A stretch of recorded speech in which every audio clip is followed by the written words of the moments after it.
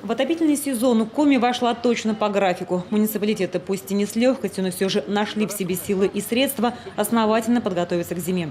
Готовность всех тепло- и водосетей почти стопроцентная. Даже суровая Воркута к началу сезона подошла с обновленными котельными, что подает надежду на бесперебойную зиму. Впрочем, напряженность здесь все равно высока. Долги населения за коммуналку превысили сотни миллионов. Не справляется с выплатами и местный бюджет. Муниципальные организации задолжали ресурсоснабжающим компаниям более 100 миллионов. 104 миллиона – это практически почти 90% задолженность бюджетных организаций. Перед тепловыми, там были переуступки, ТСВ, Энергосбыт и непосредственно Воркутинский ТЭЦ. Так в том-то все и дело, что это задолженность бюджетных организаций. Да. Это прямая святая обязанность муниципальных образований осуществлять оплату в 100% варианте. Мы постарались, максимально сделали. Все, что зависит от бюджета, в том состоянии, которое есть. Максимально сделать когда? Я говорю, мы по переуступке это уже сделали. То есть договор будет подписан, соглашение направлено. То есть по бюджетным организациям 104 миллиона мы выходили, она будет в соглашении на 12 месяцев разбита. То есть договор будет до 1 октября или до 1 ноября? Договор будет, он уже подписан.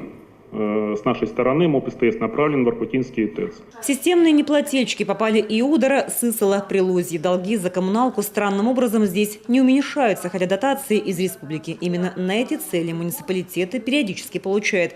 Где деньги? На этот риторический вопрос у руководителей нет четких ответов. Прошу дать поручение соответствующим службам разобраться в ситуации, когда муниципалитетами и госучреждениями здравоохранения в бюджет на текущий год вносятся заниженные и не соответствующие реалиям лимиты финансирования, что негативно сказывается на расчеты и, как следствие, на текущей инвестиционной деятельности организации.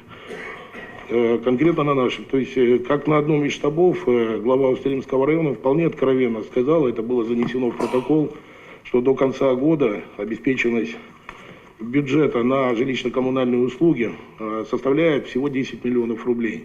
При необходимых 50-55. Такая ситуация у многих муниципалитетах. Паспорта готовности у всех кочегарок сегодня готовы. Это поручение уложиться в срок до 15 сентября исполнено. Инфраструктура готова к обеспечению теплом и горячей водой. Но что делать с долгами за эти услуги? По северо-западу только в Коми отмечен рост задолженности.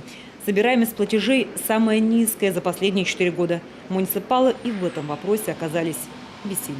Татьяна Супряткина, Олег Юшков, телеканал Юрган.